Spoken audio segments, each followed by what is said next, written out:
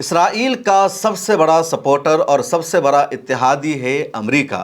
اگر امریکہ نہ ہو تو اسرائیل کا دنیا کے نقشے پر وجود نہیں رہ سکتا، چند منٹوں میں مٹایا جا سکتا ہے، لیکن امریکہ اسرائیل کو ہر طرح سے سپورٹ کرتا ہے اور اسی وجہ سے اسرائیل جہاں چاہتا ہے حملہ کر دیتا ہے، جس دیش پر چاہتا ہے بمباری کر دیتا ہے، جس دیش میں چاہتا ہے وہاں کے کسی اہم ترین لیڈر کو، کمانڈر کو قتل کر دیتا ہے، اور اسرائیل کا کچھ بھی نہیں ہوتا کیونکہ اسرائیل کو مکمل طور پر امریکہ سپورٹ کرتا ہے۔ اور امریکہ میں دو پارٹی کی عموماً حکومت بنتی ہے، انہی دو پارٹیوں کا صدر بنتا ہے، ریپبلکن اور ڈیموکریٹس۔ اور سچائی یہ ہے، حقیقت یہ ہے کہ امریکہ میں ریپبلکن کی حکومت بنے یا ڈیموکریٹس کی حکومت بنے، دونوں پارٹی اسرائیل کے ساتھ برابر کا رشتہ رکھتی ہے، دونوں پارٹی اسرائیل کو سپورٹ کرتی ہے۔ ابھی ڈونلڈ ٹرمپ ہے تو ہم یہ دیکھ رہے ہیں کہ ڈونلڈ ٹرمپ لگاتار اسرائیل کو سپورٹ کر رہے ہیں، اسرائیل کی باتوں کو مان رہے ہیں، جو بنجامن نتنیاہو چاہتا ہے وہی ٹرمپ کو کرنا پڑتا ہے۔ لیکن 1.5 سال پہلے تک امریکہ کے صدر تھے جو بائیڈن، اور جو بائیڈن جب امریکہ کے صدر تھے اس وقت وہ بھی وہی کر رہے تھے جو آج ٹرمپ کو کرنا پڑ رہا ہے۔ جو بائیڈن بھی بنجامن نتنیاہو کا ہر حکم مان رہے تھے، اس کے ہر فیصلے کی تائید کر رہے تھے۔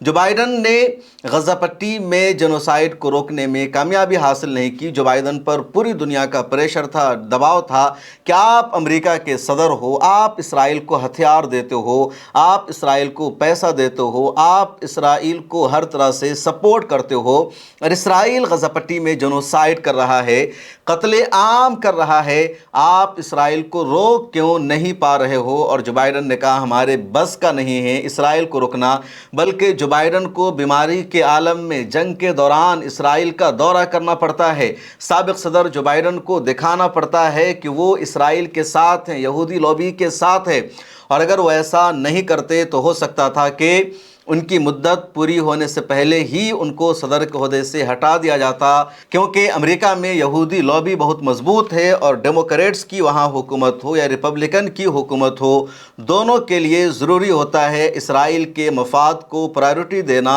ترجیح دینا۔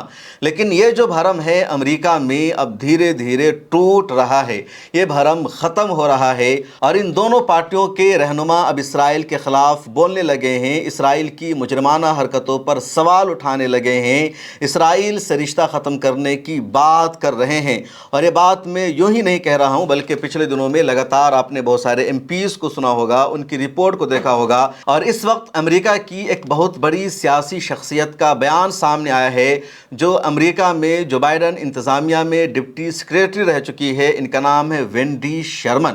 وینڈی شرمن نے ایک پوڈ کاسٹ کے دوران، انٹرویو کے دوران یہ کہا کہ اسرائیل نے غزہ پٹی میں جنوسائیڈ کیا ہے، اس نے غزہ پٹی میں نسل کشی کی ہے، اور امریکہ بھی کہیں نہ کہیں غزہ پٹی میں جاری جنوسائیڈ میں شریک رہا ہے، اس نے اسرائیل کا ساتھ دیا ہے، میں اس کے خلاف ہوں۔ یہ جو بیان ہے جو بائیڈن کی ڈپٹی سیکریٹری وینڈی شرمن کا بہت بڑا ہے، اور ان کا بیان سامنے آنے کے بعد فوراً اسرائیل نے اپنا رد عمل دے دیا ہے۔ ان کے اس بیان نے پورے نیریٹو اور نظریہ کو بدل دیا ہے، کیونکہ ڈپٹی سیکریٹری رہ چکی ہے، ڈپٹی سیکریٹری کا اہم ترین رول ہوتا ہے، اور ان کا یہ کہنا ہے کہ غزہ پٹی میں اسرائیل نے جو کچھ کیا وہ جنوسائیڈ تھا، قتل عام تھا، پورے غزہ پٹی کو اسرائیل نے تباہ کر دیا، کھنڈر میں بدل دیا، اور امریکہ بھی اسرائیل کا اس جنوسائیڈ میں شریک رہا ہے۔ وینڈی شرمن نے آگے کہا کہ فلسطینیوں کو بھی حق حاصل ہے اپنے گھر میں رہنے کا، عزت کے ساتھ رہنے کا، اپنے ملک میں رہنے کا، ان کا کہنا ہے۔ میں یہ بھی کہہ رہی ہوں کہ اسرائیل کو بھی اپنی سلامتی کا، نیشنل سیکورٹی کا حق حاصل ہے، لیکن فلسطینیوں سے ان کا حق چھینا نہیں جا سکتا ہے۔ میں اسرائیل کی ایک یہودی ریاست کے طور پر حمایت کرتی ہوں، لیکن کسی اسٹیٹ کو، کسی ملک کو تباہ کر کے یہودی اپنا اسٹیٹ بنائے، کسی تہذیب کو، کسی قوم کو فنا کر کے، اس کو تباہ و برباد کر کے کوئی قوم اپنا ملک بنائے، میں اس کے فیور میں نہیں ہوں۔ یہ وینڈی شرمن کا باضابطہ بیان ہے، اس ویڈیو کو سنیے۔ I think that it is critical that Israel remain an ally of the United States and that we protect the right of a Jewish state. But I also believe that the Prime Minister has led us down a road, and we have been part of it, that has, in essence, created a genocide in Gaza, that has destabilized the Middle East. Wendy Sherman کا بیان بہت زیادہ اہم ہے اور یہ بتاتا ہے کہ غزہ پٹی کی عوام نے جو قربانی دی ہے، غزہ پٹی میں تقریباً 73,000 لوگوں کا قتل ہوا ہے. یہ آفیشیل ڈیٹا ہے، ان آفیشیل ڈیٹا اس سے بہت بڑا ہے. پورا کا پورا غزہ پٹی تباہ ہو چکا ہے. غزہ پٹی کی جو 20 لاکھ کی آبادی ہے پوری کی پوری بے گھر ہو چکی ہے. رہنے کے لیے ان کے پاس جگہ نہیں ہے. الجزیرہ کی تازہ ترین رپورٹ آئی جس میں بتایا گیا کہ غزہ پٹی کی 100% آبادی فوڈ کرائسس کا شکار ہے. ان کو وقت پر کھانا نہیں مل پا رہا ہے. یہ غزہ پٹی کی مجموعی صورتحال ہے. غزہ پٹی نے جو اتنی بڑی قربانی دی ہے اس کا نتیجہ یہ ہے کہ امریکی عوام کا نظریہ تبدیل ہو رہا ہے، امریکہ کے سیاستدانوں کا نظریہ تبدیل ہو رہا ہے. اور اس طرح کے اہم ترین سیاستداں، اس طرح کے اہم عہدوں پر فائز ہونے والی شخصیات اب مان رہی ہے کہ امریکہ اور اسرائیل کے درمیان جو الائنس ہے، جو اتحاد ہے، وہ غلط ہے. وینڈی شرمن نے تو یہ بھی کہہ دیا کہ اگر اسرائیل کا اور بنجامن نتنیاہو کا یہی رویہ جاری رہا تو وہ امریکہ جیسے الائی کو، اتحادی کو کھو سکتا ہے. اور امریکہ کو بھی غور کرنا چاہیے کہ اسرائیل کو کب تک سپورٹ کیا جا سکتا ہے، کب تک اسرائیل کو ہتھیار دینا صحیح ہے. اور جیسے ہی وینڈی شرمن کا یہ انٹرویو وائرل ہوا، ٹائمز آف اسرائیل نے بھی اس کو شائع کیا. ٹائمز آف اسرائیل نے اسرائیل کی حکومت کا رد عمل بھی شائع کیا کہ بنجامن نتنیاہو کی سرکار نے اس پورے نریٹیو اور بیانیہ کو خارج کر دیا ہے. اسرائیل کی سرکار کا کہنا ہے کہ اسرائیل جہاں کہیں بھی حملے کر رہا ہے، جنگ کر رہا ہے، وہ عالمی قانون کے مطابق کر رہا ہے، انٹرنیشنل اصول کے دائرے میں کر رہا ہے. حملہ کرنا اسرائیل کا بنیادی حق ہے، لیکن یہ اسرائیل کا دعویٰ ہے. دنیا اس دعوے کو ریجیکٹ کر چکی ہے. عالمی عدالت کا، انٹرنیشنل کرمنل کورٹ کا، انٹرنیشنل کورٹ آف جسٹس کا فیصلہ آ چکا ہے کہ غزہ پٹی پر اسرائیل کا حملہ غلط تھا. غزہ پٹی میں اسرائیل نے جینوسائیڈ کیا اور بنجامن نتنیاہو کو انٹرنیشنل کرمنل کورٹ سے وار کرمنل قرار دیا جا چکا ہے. اس کے خلاف گرفتاری کا وارنٹ جاری ہو چکا ہے. وہ دنیا کے کسی دیش میں جا نہیں سکتا، اگر جائے گا تو اسے گرفتار کر لیا جائے گا. اور اسی وجہ سے بنجامن نتنیاہو نے پچھلے 2.5-3 سالوں میں امریکہ کے علاوہ کسی اور دیش کا ابھی تک سفر نہیں کیا ہے. امریکہ نے اس کو ایک نیا قانون بنا کر گرفتاری سے چھوٹ دے دیا ہے. ہنگری کے پرائم منسٹر کا بیان سامنے آ چکا ہے کہ اگر اس نے ہنگری کا دورہ کیا تو اسے گرفتار کر لیا جائے گا. اسپین کا بیان سامنے آ چکا ہے. دنیا کے کئی دیشوں کا بیان سامنے آ چکا ہے اور اب امریکہ سے اس طرح کی آواز اٹھ رہی ہے. اٹلی کی پرائم منسٹر ہے جورجیا میلونی. انہوں نے بھی اب اسرائیل کی حقیقت کو سمجھ لیا ہے. یہ جان لیا ہے کہ اسرائیل ہی اصل ظالم ہے، یہی اصل دہشت گرد ہے اور یہ دنیا میں سکون نہیں چاہتا، امن نہیں چاہتا. اٹلی جو لگاتار اسرائیل کو سپورٹ کر رہا تھا، اٹلی اور اسرائیل کے درمیان کئی طرح کے ڈیفنس ایگریمنٹ تھے، جورجیا میلونی نے ان سب کو ختم کر دیا ہے. اور اب جورجیا میلونی کا ایک تازہ بیان سامنے آیا ہے جس میں ان کا کہنا ہے کہ اگر ہم نے اسرائیل کی تجارت کا خاتمہ کر دیا، اسرائیل کے ساتھ تجارتی رشتہ ختم کر لیا تو اسرائیل مر جائے گا، تباہ ہو جائے گا. اسرائیل جو کچھ غزہ پٹی میں کر رہا ہے، اسرائیل نے جس طرح معصوموں اور بے گناہوں کو شہید کیا ہے، وہ سراسر ناانصافی، ظلم اور جینوسائیڈ ہے اور اس کو کبھی برداشت نہیں کیا جا سکتا ہے. جورجیا میلونی نے یہ بھی کہا کہ میں ایک عورت ہوں، ایک دیش کی سربراہ ہوں اور میں ایک ماں بھی ہوں. اگر کسی بچے کو مارا جائے گا، شہید کیا جائے گا تو میں اسے برداشت نہیں کر سکتی ہوں اور یقیناً وہ ظلم ہے، ناانصافی ہے. جورجیا میلونی کا جو بیان سوشل میڈیا پر وائرل ہو رہا ہے، میں باضابطہ آپ کو سنا رہا ہوں. ملت ٹائمز کی ہندی ٹیم نے بھی اس کو سوشل میڈیا پر شائع کیا ہے کہ میں ایک مہیلا ہوں اور ساتھ ہی ایک ماں بھی ہوں. میں معصوم بچوں کے ہتھیارے کے ساتھ کھڑی نہیں ہو سکتی. اگر اسلامی دیش ایک جٹ ہو کر اسرائیل سے ویپار بند کر دیں تو یہ زائونسٹ ایک ہفتے تک بھی باہر نہیں نکل پائیں گے. کتنا بڑا بیان ہے. اور مسلم دیشوں کو سیدھے سیدھے جورجیا میلونی نے چیلنج کر دیا اور کہا مسلم دیش اگر اکٹھے ہو کر تجارت بند کر دیں تو اسرائیل زندہ نہیں رہ پائے گا، سارے اسرائیلی بھوکے مرنے پر مجبور ہو جائیں گے. اور یہ سچائی ہے. کیسے سچائی ہے میں آپ کو ذرا ڈیٹیلز میں سمجھا رہا ہوں. ویڈیو لمبی ہوگی تو میں معذرت چاہتا ہوں. اسرائیل میڈیٹرینین سی کے کنارے واقع ہے اور اسرائیل کی سرحد چاروں طرف سے مسلم دیشوں سے ملتی ہے. ایک طرف مصر ہے، ادھر سیریا ہے، اردن ہے اور لبنان ہے۔ لبنان کی حزب اللہ تو لگاتار اسرائیل پر حملہ کرتی ہے، اسرائیل سے جنگ لڑتی ہے، لیکن ایجپٹ کی طرف سے، مصر کی طرف سے لگاتار اسرائیل کو ریلیف دی جاتی ہے، مصر کی طرف سے اسرائیل کی گاڑیاں جاتی ہے۔ ادھر اردن نے بھی اسرائیل کے ساتھ ایک معاہدہ کر رکھا ہے اور اردن کے ذریعے، اردن کے راستے سے اسرائیل میں گاڑیاں جاتی ہے۔ ادھر سیریا اور اسرائیل کے درمیان ان دونوں حالات اچھے نہیں ہیں، لیکن جب بشار الاسد کی حکومت تھی تو لگاتار سیریا کے راستے بھی اسرائیل میں گاڑیاں جا رہی تھی۔ اب جو میڈیٹرین سی ہے، زیادہ تر اسرائیل میں جو جہاز جاتا ہے، جو شپ جاتا ہے، وہ سمندر کے ذریعے میڈیٹرین سی کے کنارے اسرائیل یعنی اصل میں فلسطین ہے۔ اب میڈیٹرین سی میں اگر ایشیا سے، عرب دیشوں سے کوئی سامان جاتا ہے تو وہ باب المندب ہو کر یا سوئس کنال ہو کر، اگر آپ اس نقشہ کو دیکھیں گے تو 3 چوک پوائنٹ ایسا ہے جو مسلم دیشوں کے ہاتھوں میں ہے، اور اگر اس کو بند کر دیا جائے تو اسرائیل کے پاس کچھ بھی نہیں پہنچ سکتا ہے۔ اگر عرب دیشوں سے کوئی سامان اسرائیل کے پاس جاتا ہے، خواہ قطر سے جائے یا کویت سے جائے، عراق سے جائے، یو ای سے جائے، سعودی عرب سے جائے یا ایران ہی سے جائے، تو سب سے پہلے وہ اسٹریٹ آف ہرمز سے گزرے گا، اور اسٹریٹ آف ہرمز پر ایران کا کنٹرول ہے۔ اگر ایران نے بند کر دیا تو اسرائیل کچھ بھی نہیں جا پائے گا، یو اے ای بھی اسرائیل کچھ نہیں بھیج پائے گا، نہ یہ اسرائیل کو کچھ بھیج پائے گا۔ اگر یہاں سے کوئی جہاز گزر جاتا ہے، یا انڈیا سے کوئی جہاز آتا ہے، یا چین سے کوئی جہاز اگر آتا ہے اور اس جہاز کو اسرائیل جانا ہے، تو پھر ایک اور گزرگاہ ہے جس کو باب المندب کہا جاتا ہے۔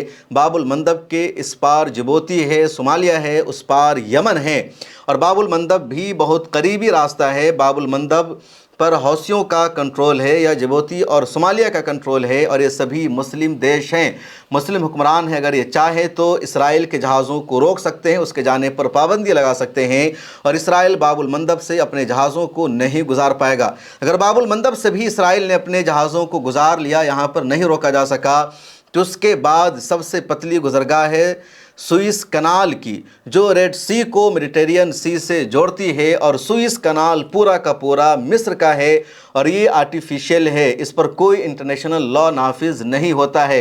سوئس کنال سے گزرنے والے تمام شپس اور جہازوں سے مصر ٹیکس وصول کرتا ہے، اور اسی کے ذریعے ایجپٹ کی اکنومی چلتی ہے۔ اب سوئس کنال کے راستے بھی لگاتار اسرائیلی شپ جاتے ہیں۔ مصر چاہے تو اسرائیل کے جہازوں کو روک سکتا ہے، پابندی لگا سکتا ہے، لیکن مصر ایسا نہیں کر رہا ہے۔ اگر یہ راستہ نہیں بند ہو پاتا ہے، حالانکہ راستہ بند کرنا مکمل طور پر پوسیبل ہے، اس کے بعد اسرائیل کا ایک اور راستہ ہے میڈیٹرین سی کا۔ میڈیٹرین سی اگر ادھر سوئس کنال ہوتے ہوئے ریڈ سی سے جڑتا ہے تو ادھر میڈیٹرین سی آف مرمرا سے جڑتا ہے، اور سی آف مرمرا بلیک سی سے جڑتا ہے، اور بلیک سی یورپین ممالک کے بیچ میں ہے۔ اب یورپ کے دیشوں سے اگر کچھ بھی اسرائیل جاتا ہے تو وہ بلیک سی سے سی آف مرمرا، اور سی آف مرمرا سے میڈیٹرین سی میں آتا ہے۔ سی آف مرمرا اور بلیک سی کو ابنائے باسفورس میں جوڑا جاتا ہے، اور ابنائے باسفورس پر ترکی کا کنٹرول ہے، وہاں ترکی کی حکومت ہے۔ ترکی چاہے تو اسرائیل کے جہازوں کو ابنائے باسفورس سے نہ گزرنے دے، اور اگر ترکی نے ایسا کر لیا تو پھر بلیک سی سے کوئی بھی شپ اسرائیل کی طرف نہیں جا پائے گا، یعنی سی آف مرمرا میں نہیں آئے گا، وہاں سے میڈیٹرین سی میں نہیں جائے گا۔ آذربائیجان سے تیل جاتا ہے اسرائیل کو، اسی طرح ازبکستان سے جاتا ہے۔ اگر آذربائیجان اسرائیل کا تیل روک دے، نہ بھیجے، تو پھر اسرائیل کو کرائسس کا سامنا کرنا پڑے گا۔ ازبکستان دوسرا مسلم دیش ہے جو اسرائیل کو تیل دیتا ہے۔ تقریباً اسرائیل کی ضرورت کا 30 سے 35% تیل آذربائیجان سے جاتا ہے، اور 30% تیل ازبکستان سے جاتا ہے۔ آذربائیجان اور ازبکستان مل کر اسرائیل کو تقریباً اس کی ضرورت کا 65% تیل ایکسپورٹ کرتے ہیں۔ کچھ تیل دوسرے ذرائع سے اسرائیل کے پاس پہنچتا ہے، اور یہ دونوں ممالک اگر تیل کو ایکسپورٹ کرنا روک دے اسرائیل کو، تو اسرائیل میں سب سے بڑا کرائسس پیدا ہو جائے گا، لیکن یہ دونوں ممالک ایسا نہیں کر رہے ہیں۔ ان دونوں دیشوں سے اسرائیل کو جو تیل جاتا ہے اس میں ترکی کا بھی سپورٹ ہے۔ ایک انٹرنیشنل معاہدہ ہے جس کے ذریعے آذربائیجان یا ازبکستان سے پائپ لائن کے ذریعے تیل آتا ہے میڈیٹرین سی کے پورٹ پر، اور وہاں سے اسرائیل کو تیل جاتا ہے، ترکی چاہے تو وہ اس انٹرنیشنل معاہدے سے نکل سکتا ہے اور آذربائیجان کو اسرائیل کو تیل بیچنے پر روک سکتا ہے۔ آذربائیجان اور ایران کے درمیان بھی قریبی رشتہ ہے، لیکن ایران کی طرف سے آذربائیجان کے خلاف کبھی سوال نہیں اٹھایا جاتا ہے کہ وہ کیوں اسرائیل کو تیل بیچ رہا ہے۔ گلف کے دیشوں سے اسرائیل کو اگر تیل جاتا ہے، سامان جاتا ہے، پوری دنیا اس کی مخالفت کرتی ہے، میں بھی اس کی مخالفت کرتا ہوں، ترکی کے خلاف میں ابھی بول رہا ہوں، لیکن ایران کے جو اسکالرز اور دانشوران ہیں وہ آذربائیجان کے خلاف نہیں بولتے، جبکہ آذربائیجان اور اسرائیل کے درمیان گہرا تجارتی رشتہ ہے، اور اسرائیل اگر تیل بیچنا بند کر دے اسرائیل کو تو اسرائیل کو بھوکے ننگے رہنا پڑے گا۔ ایک اور راستہ جس کے ذریعے اسرائیل کو سامان جاتا ہے اس کو بھی روکا جا سکتا ہے، اور وہ ہے state of Malacca. State of Malacca Indonesia, Malaysia اور سنگاپور کے بیچ میں ہے۔ ایک طرف ملیشیا ہے، ادھر انڈونیشیا اور سنگاپور ہے، بیچ میں اسٹیٹ آف ملاکا ہے، اور یہ بھی بہت اہم چوک پوائنٹ ہے، اور چاہے تو انڈونیشیا اور ملیشیا کے ممالک یہاں سے بھی اسرائیلی جہازوں کو گزرنے سے روک سکتے ہیں۔ یہ 4-5 اہم ترین راستے ہیں جو مسلم ممالک کے پاس میں ہیں، اور انہی راستوں سے اسرائیل کا جہاز گزرتا ہے۔ اگر ان مسلم دیشوں نے ان راستوں کو روک دیا، اسرائیل کے جہازوں کے گزرنے پر پابندی لگا دی، تو یقینی طور پر اسرائیل بھوکے مر جائے گا۔ اور یہی کہا ہے جورجیا میلونی نے، لیکن مسلم ممالک کو غیرت نہیں آتی ہے، شرم نہیں آتی ہے۔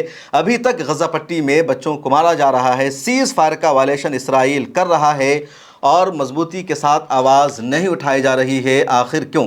آپ کی اس بارے میں کیا رائے ہے؟ کیسے مسلم ممالک کا ضمیر بیدار ہو سکتا ہے؟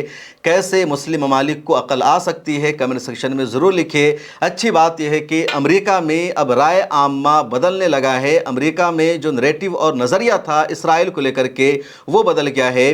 ایک بچے کی یہ ویڈیو سب سے زیادہ سوشل میڈیا پر وائرل ہو رہی ہے۔ یہ اسکول کا ایک اسٹوڈنٹ ہے اور جیوش ہے، یہودی ہے، لیکن یہ خود اسرائیلی جینوسائیڈ کے خلاف، ایک اسرائیلی آرمی کے خلاف بول رہا ہے۔ دراصل ایک جگہ امریکہ میں اسرائیلی آرمی کو بلایا گیا تھا لیکچر دینے کے لیے، اور لیکچر کے بیچ میں بچہ کھڑا ہو جاتا ہے۔ کیا کچھ بولتا ہے آپ سنیے۔ The IDF has killed over 70,000 Palestinians. The IDF has killed over 300 journalists. The IDF has targeted children. The IDF have killed over 1,700 healthcare workers. The IDF have targeted children. Khalid Rajab, 6-year-old, was shot 335 times. 335 times. When my grandmother, my Jewish grandmother, told me about the Holocaust, she told me never again. This is not never again. Never again means never again for everybody. And if justice is real, then the IDF will go down. You guys will be prosecuted at the Hague. You guys will go down. Justice will prevail. یہ یہودی student ہے جس نے سیدھے سیدھے کہا کہ اسرائیل نے غزہ پٹی میں جنوسائیڈ کیا ہے، قتل عام کیا ہے، اور آپ کیسے اسرائیل کے قتل عام کو سپورٹ کر سکتے ہو یا اس کو جسٹیفائی کر سکتے ہو، جب ہم اس بات کے خلاف ہیں کہ جرمنی میں یہودیوں کا جنوسائیڈ ہوا، قتل عام ہوا۔ اگر ہم ہولوکاسٹ کے خلاف ہیں، غزہ پٹی میں جو جنوسائیڈ ہوا ہے اس کے لیے اسرائیل ذمہ دار ہے، اور ہم اسے نظر انداز نہیں کر سکتے ہیں۔ آپ اپنی رائے ضرور لکھیں۔ مجھے دیجیے اجازت۔ اللہ حافظ۔